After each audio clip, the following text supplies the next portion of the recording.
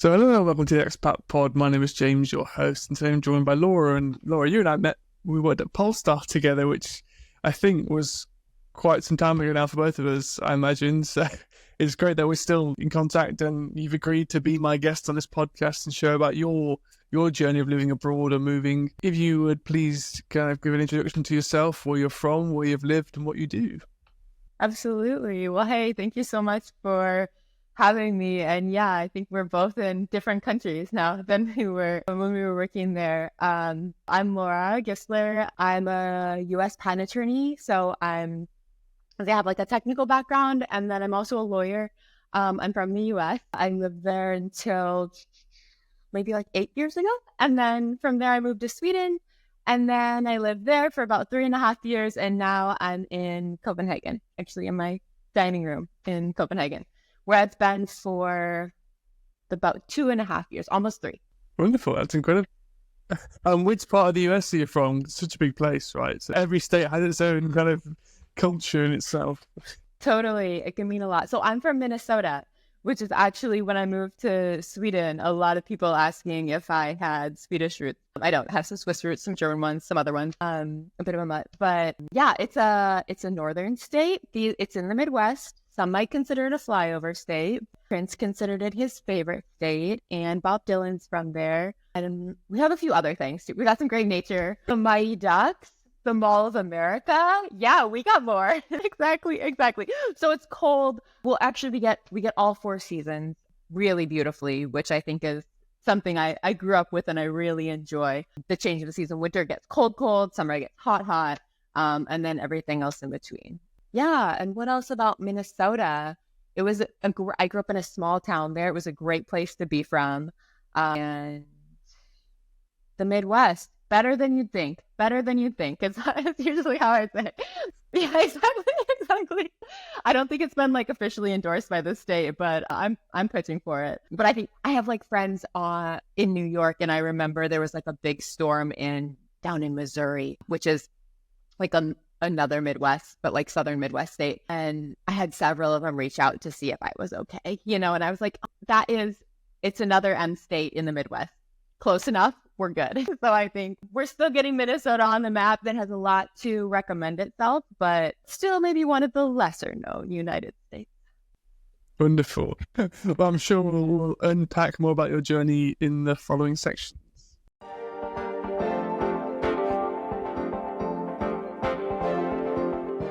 So welcome back to the podcast, welcome to section 1, all about getting there. So Laura, this is where I kind of get my guests insight into how, and more importantly, why they kind of wanted to live abroad, and then how they managed to manifest it. So let's go back to before you left for Europe and Sweden, and you're in the US. Why did you want to live abroad? What was the kind of news for you to travel? What a great question. Yes, a few things I would say.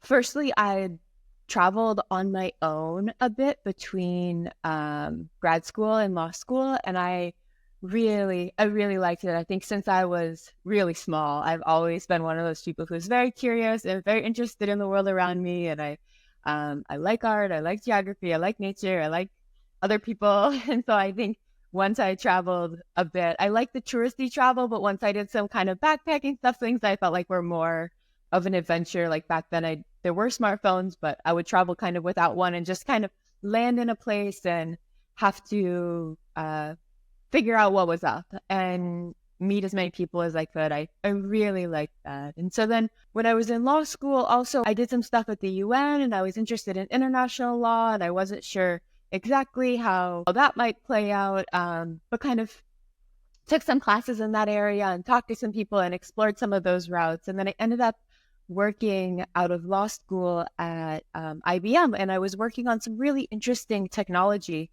I knew I wanted to develop in a different direction. I kind of saw the path ahead of me that was, if everything went well, it was more or less predictable and also pretty good. At that point, it felt like, okay, I'd worked pretty hard and set myself up for something that was really nice. I should say I worked hard and also had a lot of privilege and support, because there are plenty of people who work hard.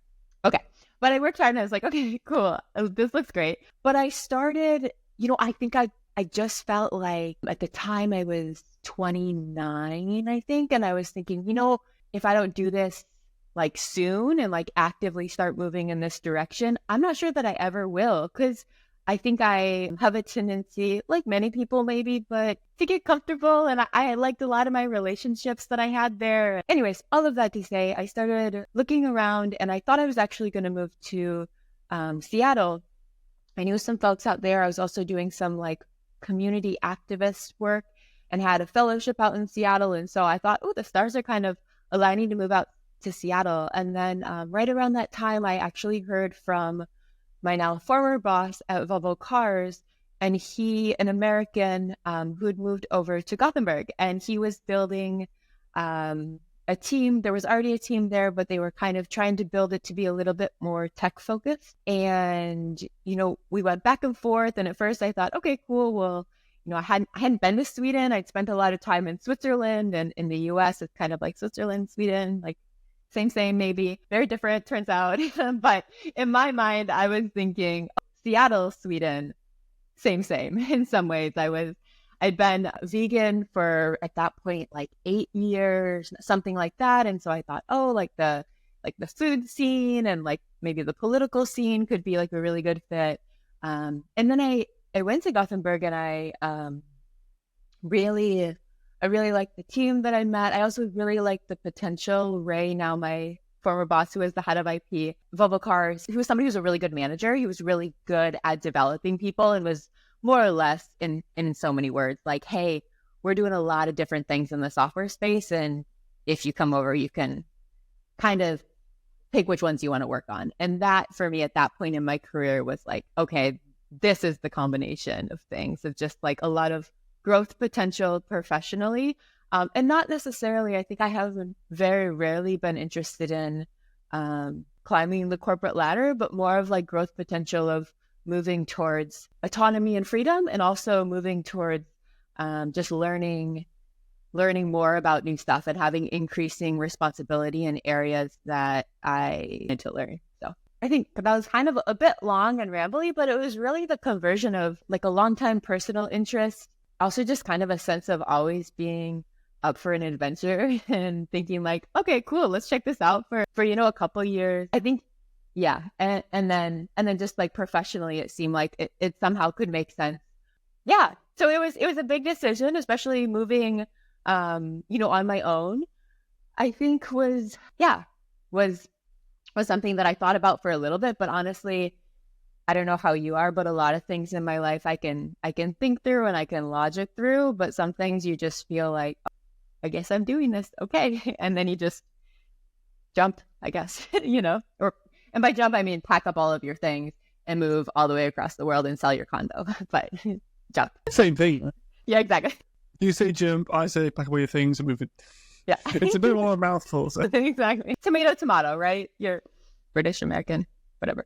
Yeah, completely. So then when you had that, so you decided to move and you found an opportunity to move, did they help you? Did Volvo help you with your relocation then from the US, or was it all on your own kind of steam, or was it handled quite nicely by them?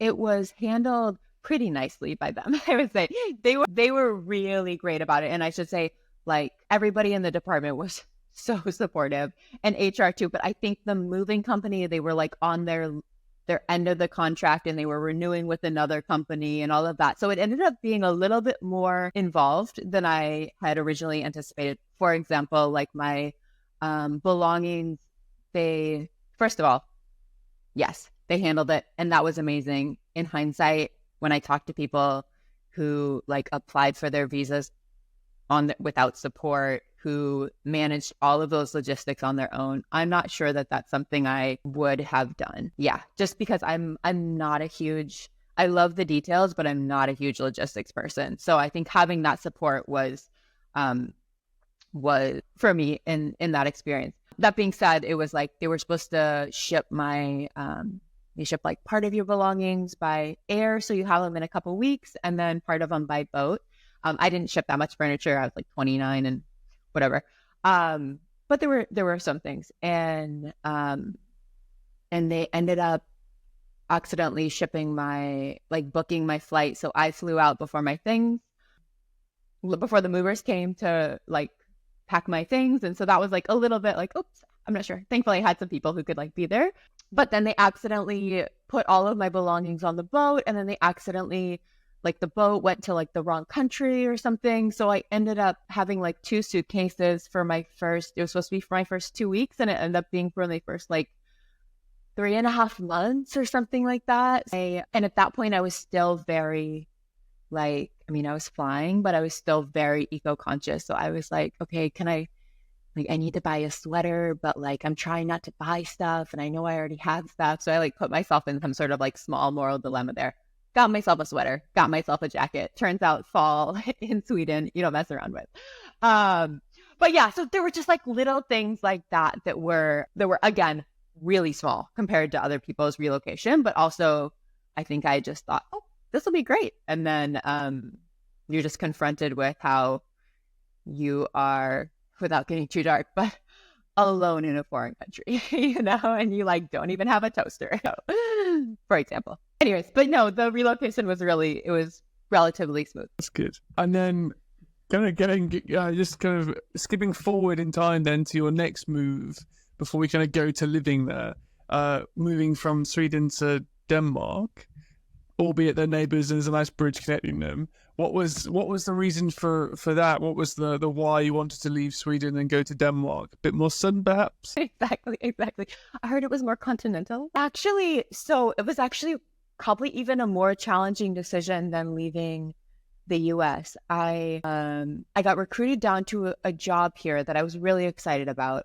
And I had traveled quite a bit, and I felt like Copenhagen was like the coolest city I could live in. I felt like I thought I was going to live in New York for a little bit, and I remembered really backing away from that. I think it's such a cool city to visit, but I'm so impacted by the environments that I'm around that I felt like, oh man, being a corporate attorney in New York City is just like too much like of this like intense energy for me.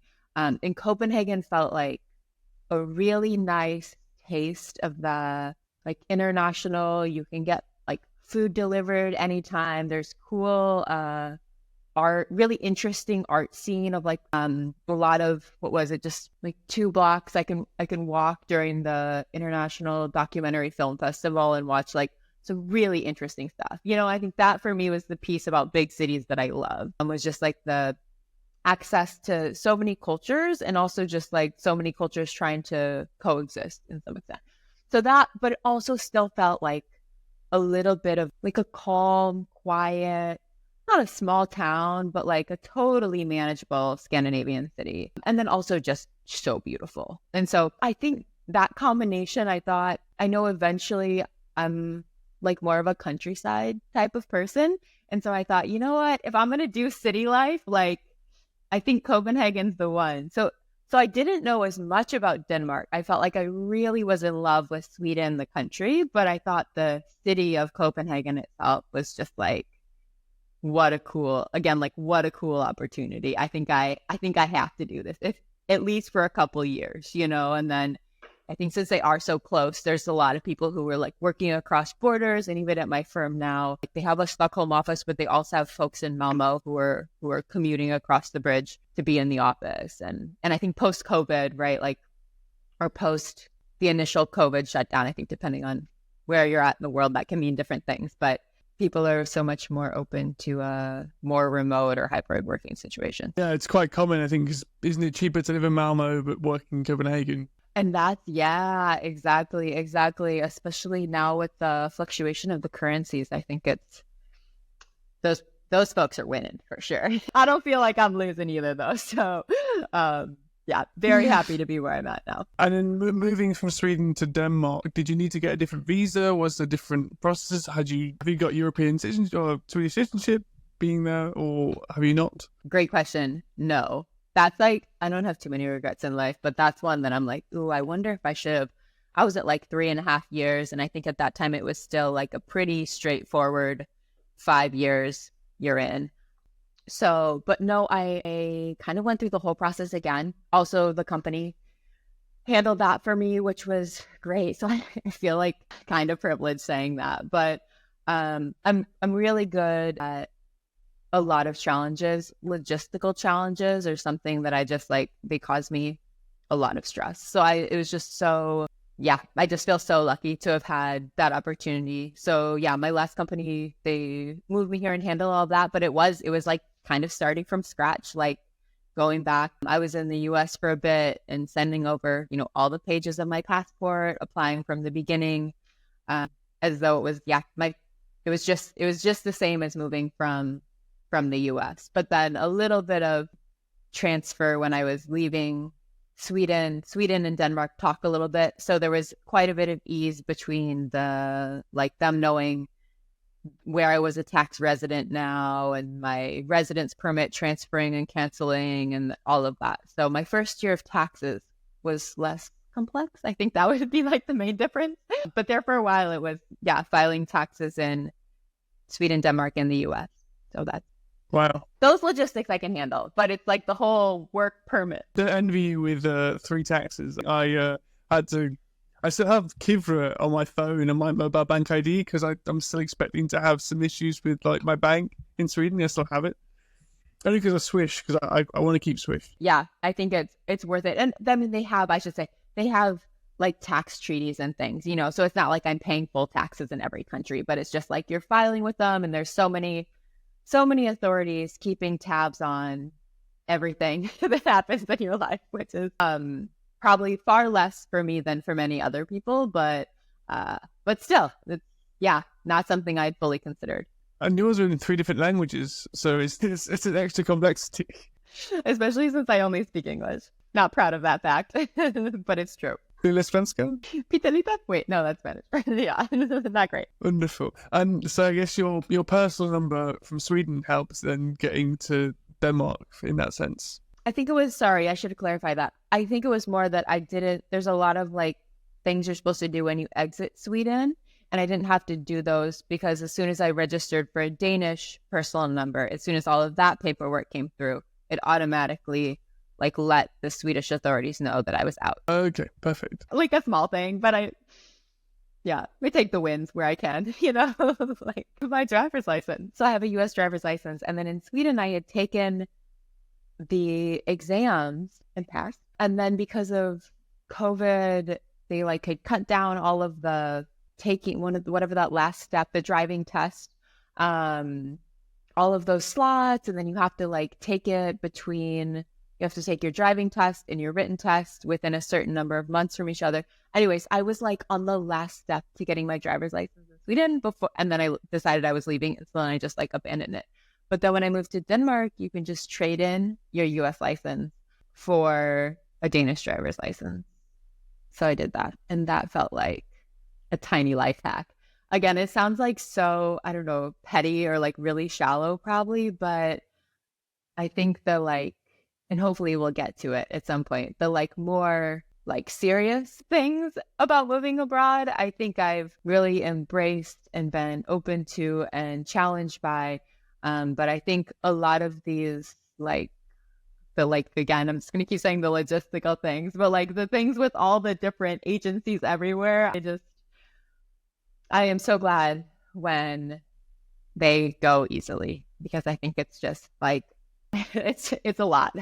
That's, well done you for finding the hack of, I'm assuming your Danish license then works in Sweden, right? There we go. Exactly. In all of Scandinavia. So I was like, did I just win at this? Trust a lawyer to find the loophole. Like. Exactly. Thanks for that. Did you get your license when you were in Sweden? No, because you were there like a year. Also, my British one would have been fine. I checked because it's technically a European license.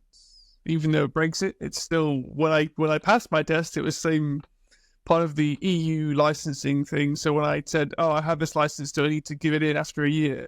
They said, no, you're fine. You just keep it. You can use it. Because I have my my Swedish ID and my migration services card as well. So they knew who I was. Yeah. Is there anything else you needed to kind of worry about or think of before you moved? Or shall we go into the kind of the tofu of the section, which is the being there? Let's get into the real stuff, please.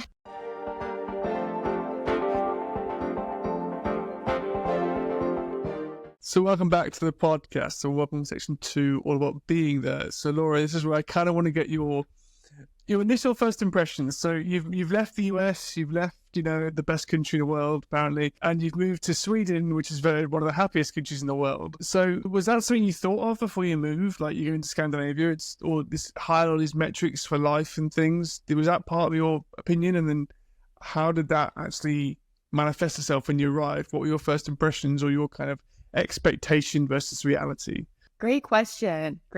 And I guess to answer it directly regarding the statistics and all of that, I had left that out, but that was another piece. I think when I was talking just kind of high level about like what the path before me looked like, I knew I really liked working with some of these really interesting things. Like at IBM, I was getting to work with AI, and that was back in 2014, back in the day. But Before it was cool. Before it was cool. Like, thanks for picking up on that.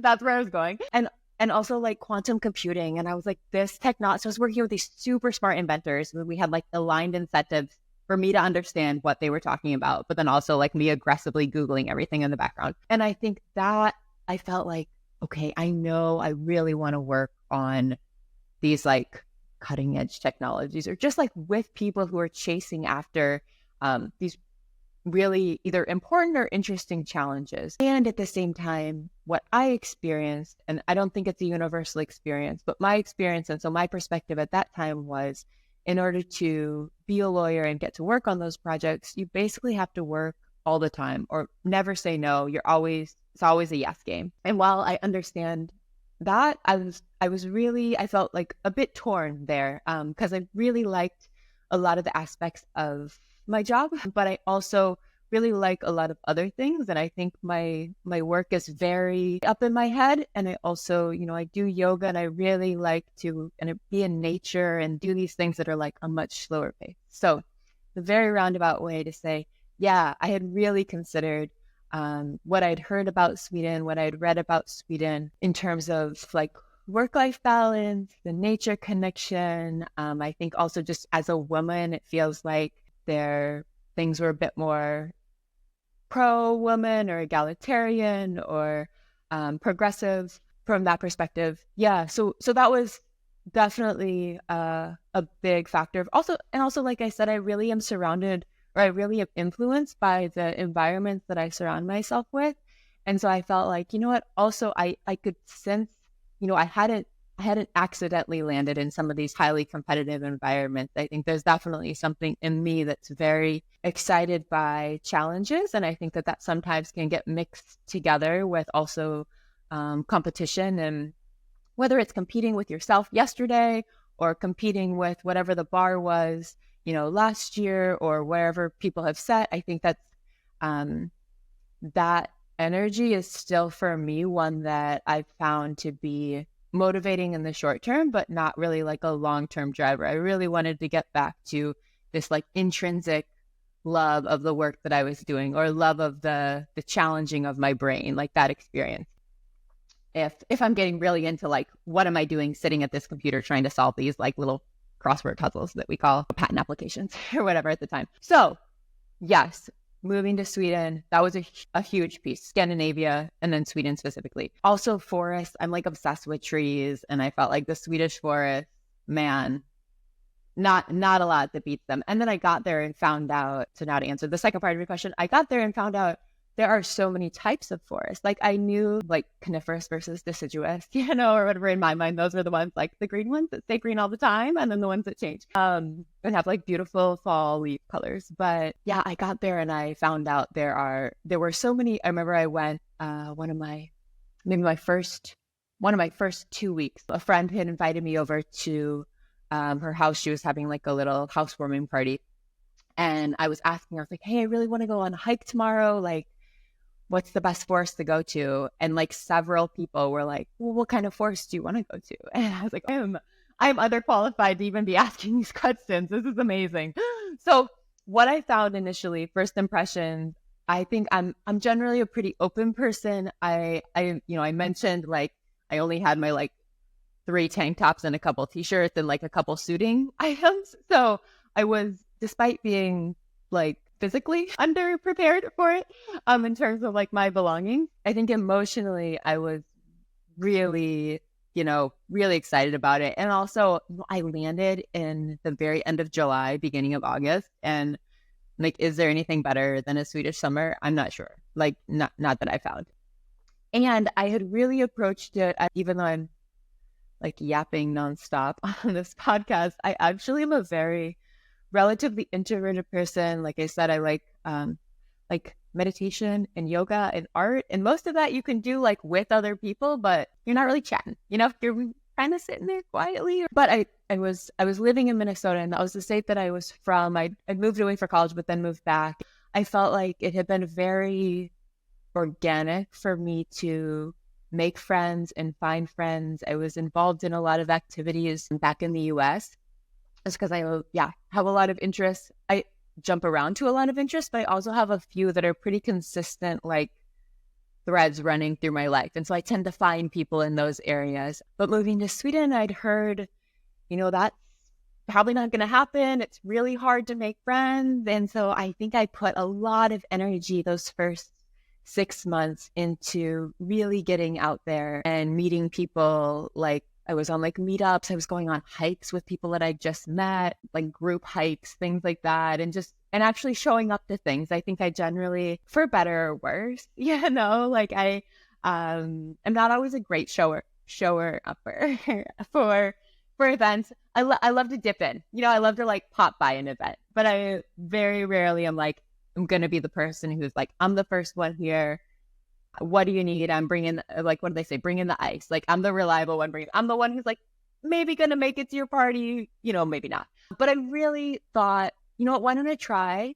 I'd really thought about, I think we're really intentional with my relationships just because I value them so much. I think they're so important for my experience here as a human and for well-being and for all of these things. And I think that in the US, I had a really strong foundations. And so I could dip in and out of things and be kind of the flaky friend, but people knew who I was in my core. And they knew that I was actually like a pretty solid person. I realized that I was meeting so many new people without any context for like the first time in at least a lot of my life. I went to a college, university away from home, but my older sister was already there. And so then I felt like there was already some context, and also you have just the cultural context. And so I really wanted to be intentional about, cultivating these new relationships and showing up in this space a bit differently, but at least maybe not so much differently, but more just like intentionally communicating who I was and how I want to be in like different relationships. Anyways, you can probably tell I'm a bit of I don't think I'm an overthinker, but I like to be really intentional in my life. So I think that was something that I was surprised, but like almost delighted by, just how many really great people, even now, I met and have in my life from that time. I think has been one of the gifts and one of my biggest, joys, without sounding too cheesy, but of my time living there. I really love the country, but some of the people, man, some good folks. I think you hit the nail on the head to a lot of my questions, which is great. But I agree with you. I think we're actually on the same hiking group. Is it a WhatsApp group about Gothenburg and hiking in Gothenburg? Because I joined the meetup as well when I first moved. Because I was like, I love the outdoors. I love hiking. I joined on meetup that group. And then also there was a few others for just going out to the pub, which was good fun too. But for me, it was sport. So I played volleyball. That's how I made friends in Gothenburg, because I've always played sports, and team sport was a good way of making friends. I couldn't do ice hockey because I can't skate, and I couldn't do curling because I can't stand up. But I tried it once, and it was fun. Volleyball was something I could do and had done before.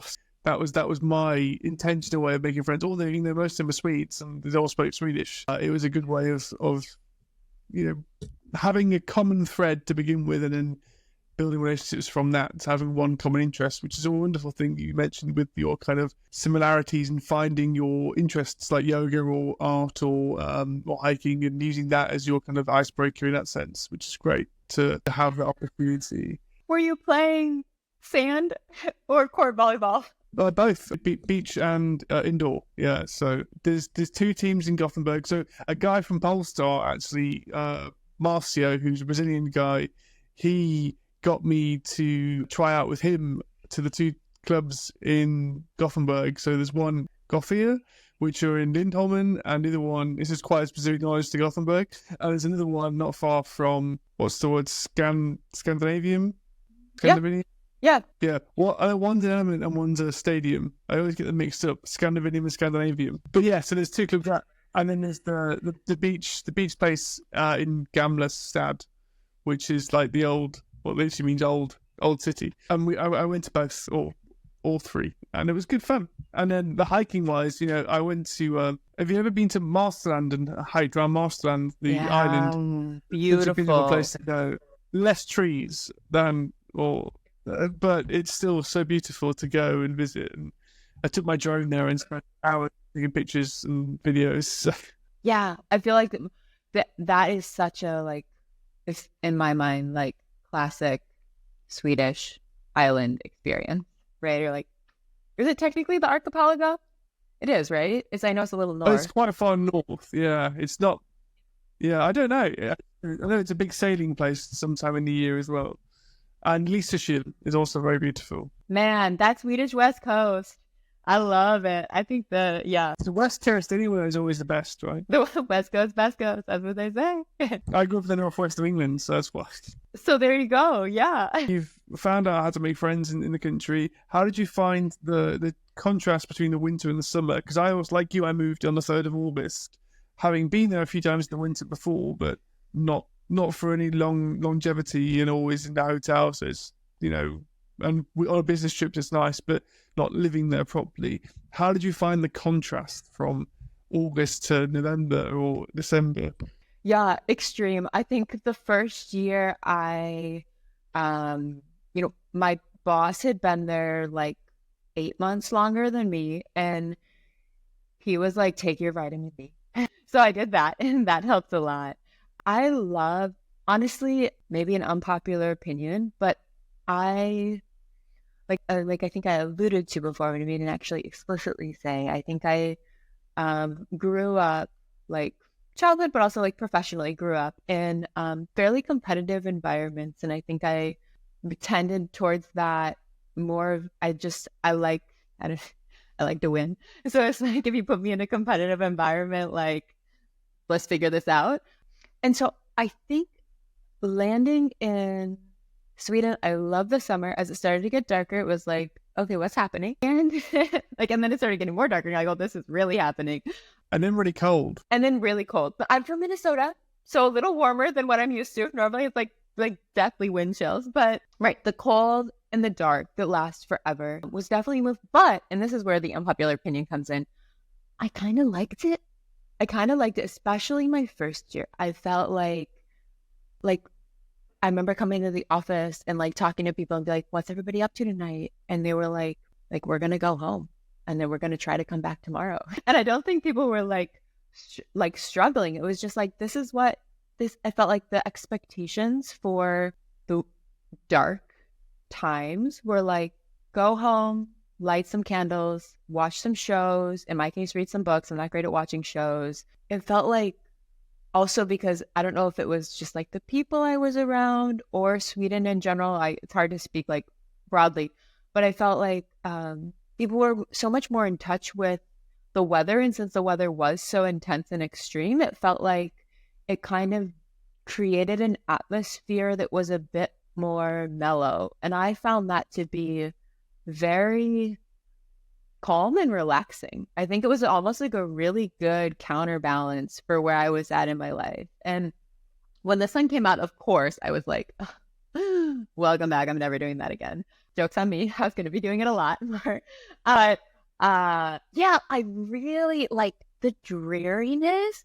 Like, I love a like 15 candle situation, So I'm like, I feel like what you're asking me to do is, like, just be chill, take like some rainy walks or some like cold rainy walks, but like bundle all the way up. And I kind of hibernated. I like went a little bit more into hibernation mode and I kind of enjoyed it. So I like that.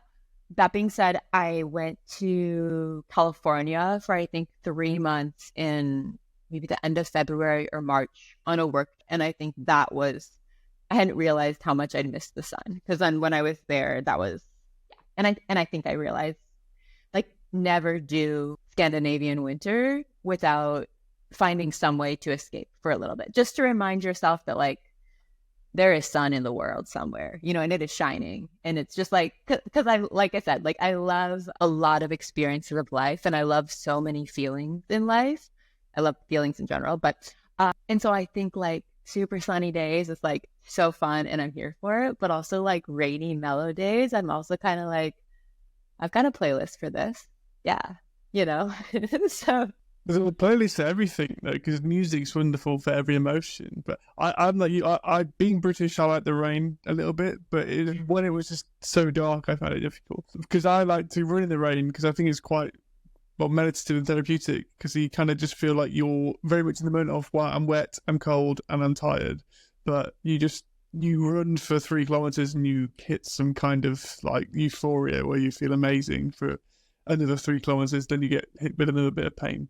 But it's that kind of feeling of, that's how Swedish winter felt for me, is, times were really tough, because I'm quite a social person, where especially when I left, I was, reacting to COVID where I couldn't do anything. So I was going out as much as I can, experiencing much life. And I got to Sweden in the winter, and I was like, no one's doing anything. I don't want to do something. That's true. I like being by myself and meditating's fine, but when it's 7 days a week, I was like, no, can someone please do something?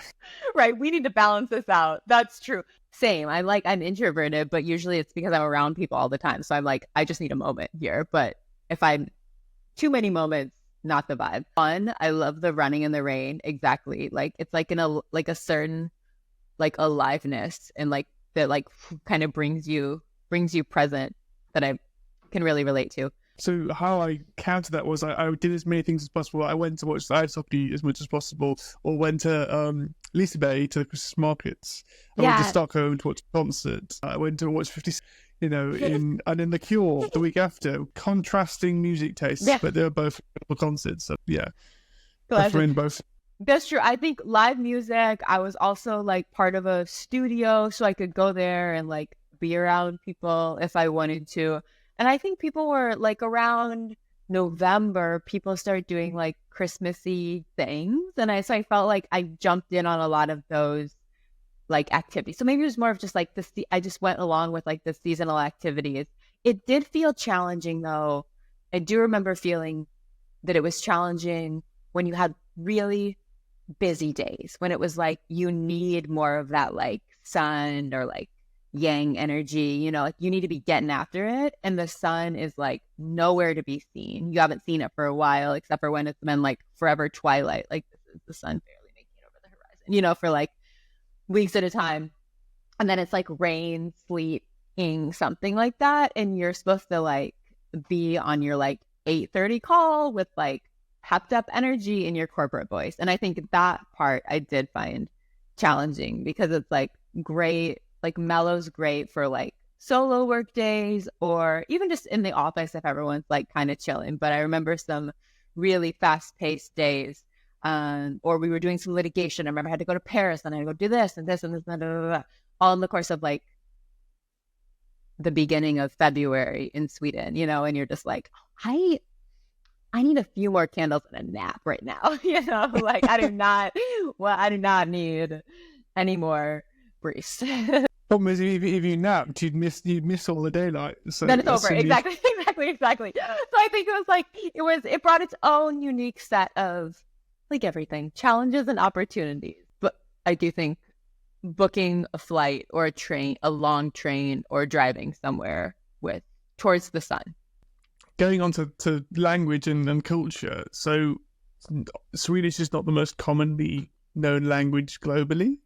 Before you moved, did you attempt to get a streak on Duolingo, or did you try and learn the language by going to IKEA and reading the furniture? What was your kind of approach to it?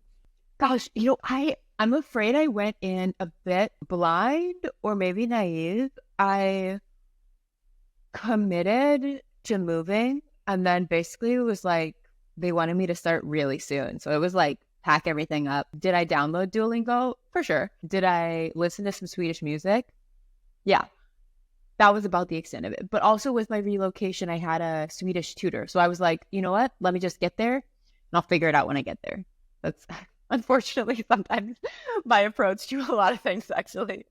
It's like, are we in an okay place? Okay, well, let's figure it out when we get there. Yeah, is the kitchen on fire? No. Okay, yeah, it's not a problem. Okay, when you say it like that, you're not wrong. You're right. It's pretty close to that.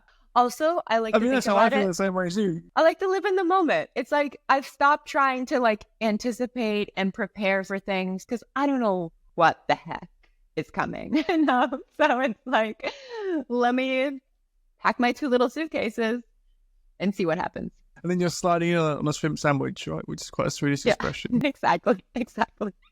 Such a tough one, but I'm here for it. Whatever. I appreciate a good cultural reference and an expression. Did you actually pick up on much, or was it mainly just like random conversational words you learned, like log on or? So it wasn't great. I started with the tutor, and then I don't like to judge my past self, but I'm going to say stupidly canceled my lessons because I was like, there's too much work. At that point, I was not aware of the fact that there is always too much work. This is a standard in life. This is the way it goes. If there's not too much work, you're in trouble. And so I went to like 3 lessons and then just stopped going, which is in hindsight crazy. I had a private tutor who was coming to the office to teach me. And I had said, my number one goal of moving to Sweden is to learn Swedish.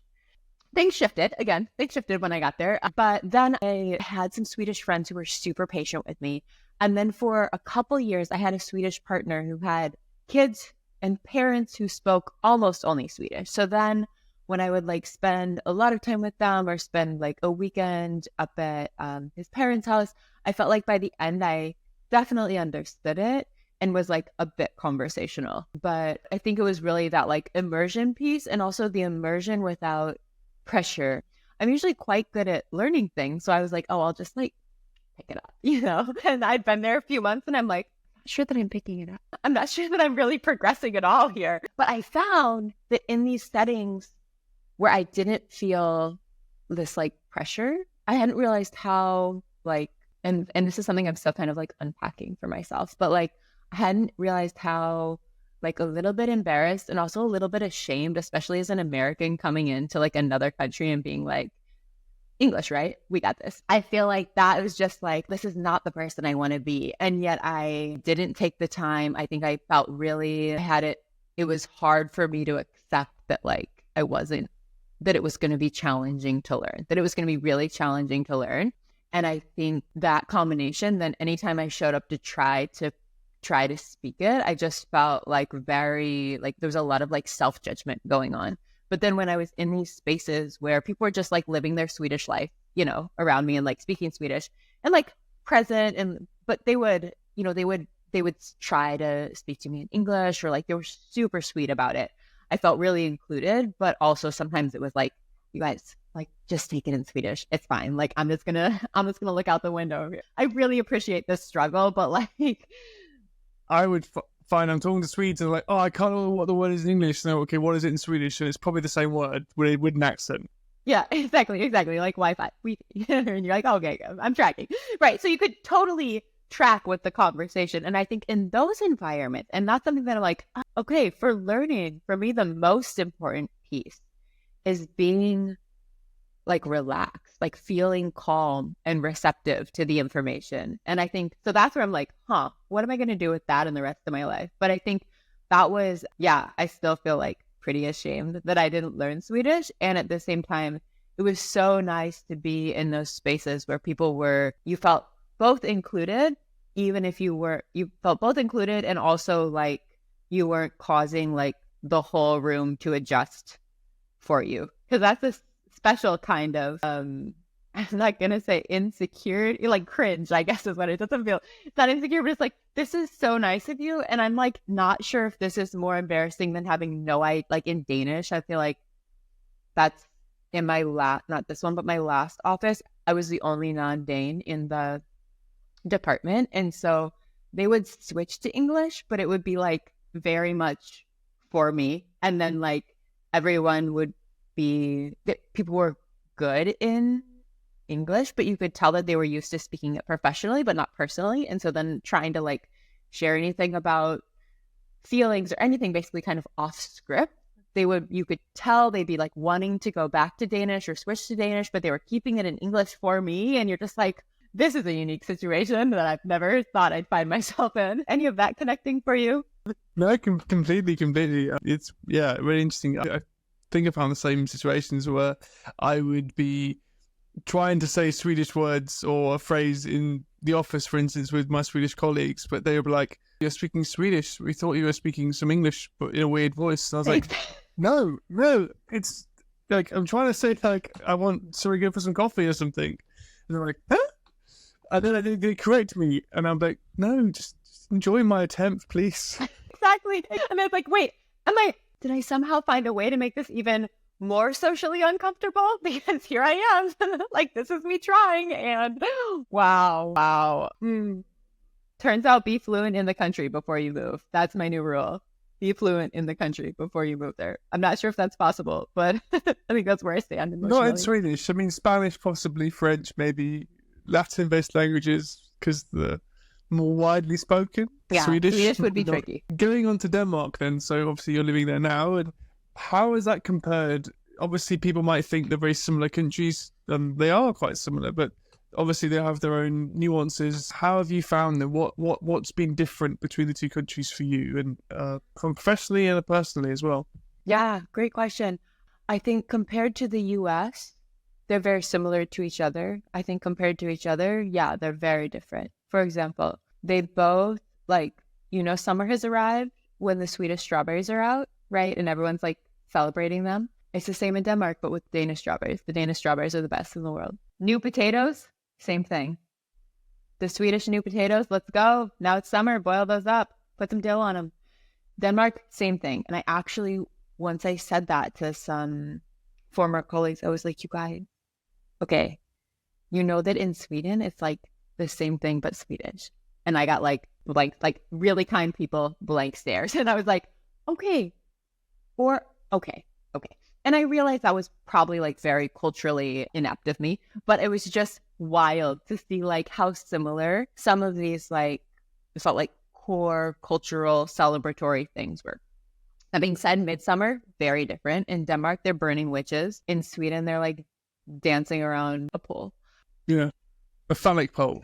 There we go. Yep. Thanks for using. I was like a fertility symbol. I'm not sure where I go with this, but so I think that those are just like high level, little like kind of like silly things. But I think in terms of the work culture, very different. I think the Danish work culture is much closer to an America work culture. It feels a bit more German in some ways. There's a lot more directness culturally, and that really shows up in the work culture itself. And then in Sweden, I think Sweden, it was a big change for me. It's such a consensus-based culture, as I know you know, and I thought that really came through in the work environment too. And while that was initially probably a pretty big struggle for me, I felt like I was really forced to slow down in a lot of ways that I felt pretty frustrated by initially. I feel like it was actually one of the biggest areas of like growth and learning, of like getting to notice that and be like, oh, why do I feel like the way that I learned it as like, this is not just this is how you should do it, but like this is the way to do it if you want to do it well. Like this is equated with excellence. Why do I think that? And is that actually true? And according to like whose principles and whose values? And I think so I've really come to appreciate that about the Swedish work culture. That being said, do I want to take any more meetings about meetings? Like, no, never in my whole life, but I can also really appreciate, and I think that was maybe hyperbole, but like, I think I really came to appreciate that difference in the work style.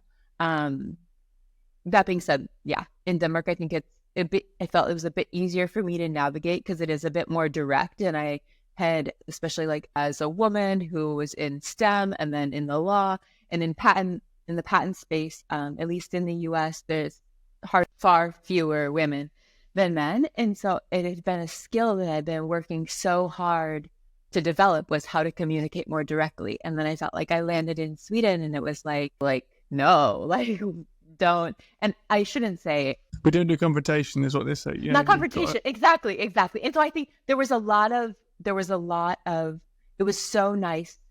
I'm so grateful for the opportunity to now have explored like how much nuance there is. I think I was very still in some things, very black and white thinking. And now I see there are so many different ways of effectively communicating and connecting with people and also moving the ball forward. I think that was something that was, really important. I think I'm still will always be a question of like moving the ball forward at what cost, or the ball forward at what cost. And I think that's always a really interesting balance to see how different companies, different countries, different cultures play that out.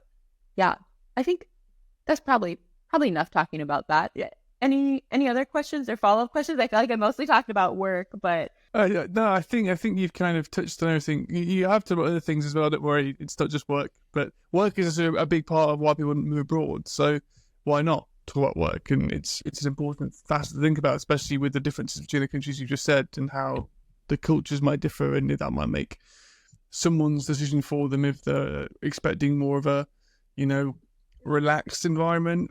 Sweden maybe more is for work, so you can down tools at 4 o'clock and go home. You can have 2 fikas a day and not stand go home, and no one will say anything because no one will confront you about it. And there's a lot of unions, so you can't get fired. All that kind of stuff. And Denmark maybe more aligns with the rest of Europe and also the US in the sense of you have to pull a shift in, or you have to kind of into the work. You do in Sweden too, and I think the work culture here, I should say, I think it is still very Scandinavian, though. There is still like, if your kids are sick, you're home, like people are properly taking their vacations, but they take like, a couple weeks, not like 4 to 5 weeks, as it was in Sweden. And so I think, I was going to say one more thing about that. I think I feel more comfortable also speaking about the professional environments, because I've found outside of work, I think there are some, maybe like if we're painting with like a broad brush, some big cultural differences. But I think one thing I really liked about traveling, and now I've really enjoyed about living in different countries, is that like I feel that, I don't know, I think somebody said it, I don't think it's original to me, but it's like always ringing in my head that like people are people everywhere, and I think that you can find so many different types of people, and people who, like people in Sweden who felt really like constrained by a more like conformist culture, or who felt really like they wished it was a lot more like social and vibrant and loud in ways that I think some foreigners feel that like maybe a little bit more reserved, right? Or you're not making eye contact with people in the street. People who were from Sweden who were feeling like, oh, I wish it was different, And then I also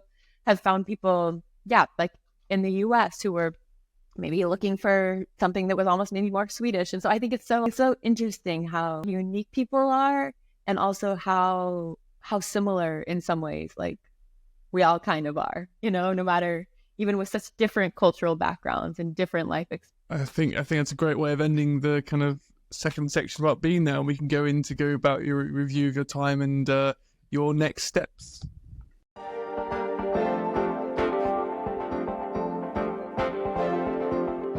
So welcome back to the podcast, and welcome to section 3, which is, Laura, essentially a review of your time. So the first question I always ask my guests is if you can go back to the week before you moved abroad and give yourself some advice. It doesn't have to be change this, change that, just maybe be more something. I'm not going to give you any hints, but if you could give yourself some advice or some nugget of information, what might you tell yourself? Buckle in.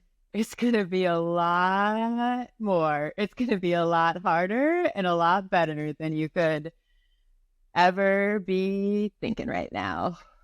I guess, but buckling in's a good analogy for Volvo as well, because they can embed the seatbelts. Love it. We open source that patent before it was... So. Yeah, exactly. Favorite story, favorite marketing story. It's a good one though. Honestly, I'd be running that every day if I were them. So. But yeah, I think I would absolutely do it all over again in a heartbeat. And I also think that if I had known how challenging it was going to be, how it was going to be one of those challenges that you will not, the person that you are when you start it will not make it to the end. Like that person will not, you need to become a different person in order to make it. And I think that if I had known that, I don't know if I would have at the time had the courage to do it.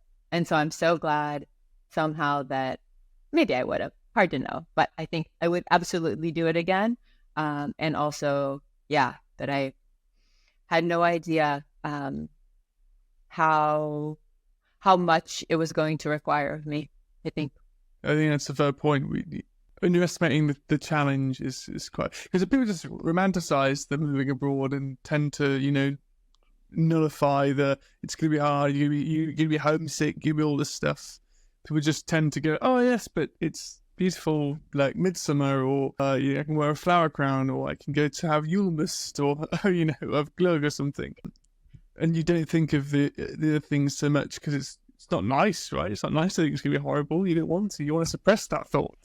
I shouldn't say, yeah, maybe a little bit of that. And also I think, I didn't, because, and maybe everyone is like this, or maybe a certain type of person is like this, but I think I'm a really open person in a lot of ways, and also very like, I don't know if it's proactive or enthusiastic or something, but when there are opportunities, I feel like I love to, like, I've always felt like this world is so big and there's so much life that I want to live. And like, I only have how many years? Like, we're going to need to, I'm so glad that like space-time relativity, we're figuring all that out. Time might even not be linear. Like, I need that because like there's not enough life. And so I think because of that, like when this opportunity presented for all the reasons that I already talked about, it was like, yes, absolutely. But then also every step along the way, it's like, I have like, this is what I dreamt of, in so many ways. This was what I worked so hard for. And also I got to travel so much for work, and I was like speaking at conferences, which like, okay, who really cares? But also it was really, I felt like I got to see so many things and fit so much of life into that, and meet so many interesting people. Cause like I said, like as being kind of introverted, like speaking at conferences is just the best, because then everyone else comes up and talks to you, and you don't have to, like, they already know everything about you, and then you just get to like, I meet them. So I just feel like there was so much that I never could have anticipated. And I had so many opportunities to like hike in so many different countries, all of these things. And yeah, but at the same time, this other part of like, oh, I am doing this. I think I've always had no problem spending time on my own, but I think really rebuilding my own like internal support system in a way that I hadn't really anticipated, I think, and reaching new depths of myself, and being able to confront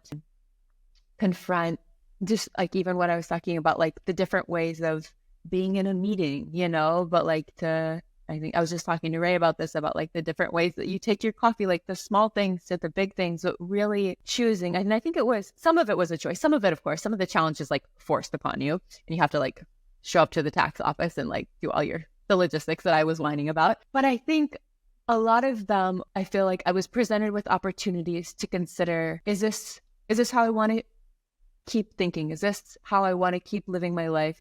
Are there other ways of existing? Are there other ways of being? Are there other opinions that are just as valid? And I think I was also working a lot in change management, and I think it's the same thing, where it's like at some point you have to sit and acknowledge that like the way you were thinking, the way you were doing something, the way that your way of being isn't the best. There are better ways of doing it.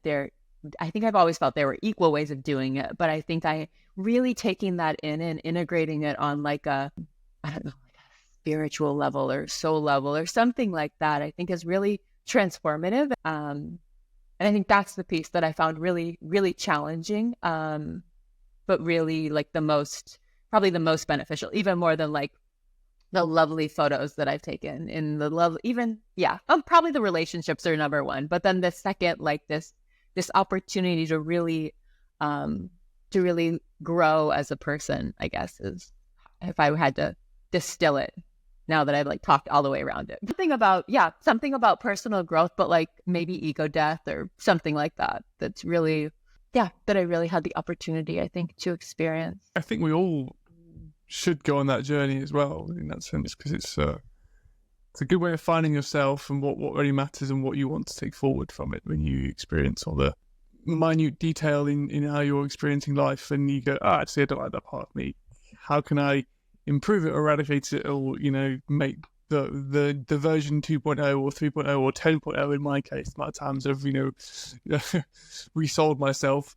How can I evolve every time and, you know, just up-issue myself, which would be really good. Exactly. And I think I was sounding very like, I think maybe self-helpy, but I think it's more of like that, what you said, like version 10.0, and not necessarily that I'm like improving every time, but it's like, I feel like I'm finding more openness and more ways to connect with the world that I'm in. And I think the first couple of times it happens, you're like, oh, whoa, this is like either really hard or really challenging or like low-key existential crisis, right? But then by like take 10, it's like, oh, this is life. We're like constant, ever evolving entities, you know, and this is good. This is like a really, really positive thing. This is, called being alive. I think not being static. Yeah. And you can follow the Android method of, you know, naming of versions like desserts, like I said, lollipop James, or next week's ice cream sandwich James. Yeah, that's the way forward. Sign me up for that. I need to get in on the Android game, but also I like that. Yeah, because the number implies like a hierarchy, but like you could put a Laura one week, you know. I'm gonna put some thought. I'm gonna think about this one. I like it. Is there anything else you want to talk about your time abroad, or I will offer you the chance to talk about your own podcast if you'd wish? That's so nice. Thank you. No, I think you asked a lot of really great questions, and it's actually got me, as you can hear, thinking on camera, which is never a good thing, but thinking a little bit and reflecting a little bit more is really great to kind of check in at this point of where I'm at with things, where things are at, because like so many of your guests, I think you get to experience so much in a somehow more compressed timeline. I think when living abroad or living in a new culture. Anyways, all that to say, no, I think you covered it. And yeah, for my podcast, I'd love to give like a small plug for it. Thank you. I just launched it. I'm really grateful and inspired by your work. But something I've been thinking about for a long time, it's called Field Notes from Abroad, and trying to speak through the lens of intellectual property, which is the world that I know really well. And I think a world that people outside of it are beginning to know a little bit better, because it comes up in valuation stuff. It comes up with VC money. It comes up also if you get sued. It comes up with a lot of people in like small businesses, trademark kind of stuff. But I think it also is, I also want to use it as an opportunity to speak to things that I also am maybe deeply passionate about outside of just like intellectually interested in, which is about more like communicating across differences is what I'm calling it. I think there's IP is really the intersection of like business, law, and technology. And so there's so many opportunities. I see so many connections between the work we're doing there and the skills that are required there and the kind of skills that are required in like community change, community organization, like empathy building within a corporate space, because I think we're all humans there too, but also in the broader world as we are approaching or currently living in a climate crisis. And there are so many ever-present issues that I think require humans to be able to connect. And so I don't think my podcast is changing the world in any significant way, but I do think it's my opportunity to also really share some conversations with some of these people that I think do that so well, either in the IP space or in other spaces, and also really somehow give me hope in like a renewed capitalism, or like the future of capitalism, or what we can do with these, typing away at our computer jobs that can also somehow add value to the world outside of just, shareholder value. Because of course that's also part of IP, but yeah. So that's what we're doing. That's what we're getting up to, having some chats. No big deal. Wonderful. No, and you raised a good point about you're not changing the world, no, but you're changing your own world. and you might be changing someone's world who's listening. That sounds so profound, and I'm just no. But you are, you might have an influence on someone who listens, and you might inspire someone to go into the world of IP because of it. So you should be very proud of the work you're doing. It's great, and I'll put a link to that below somewhere this way for you to watch and listen to and find your work. So yeah, please do go and spend some time listening to the tones of Laura. So Thank you so much, James. Appreciate that. always, yeah. And thank you for listening. Thank you for watching. If you're watching on YouTube or Spotify, because it has a video now. And if you have enjoyed it, then please let your friends know and let them listen to it and follow it. And we'll see you next time for the Expat Pod.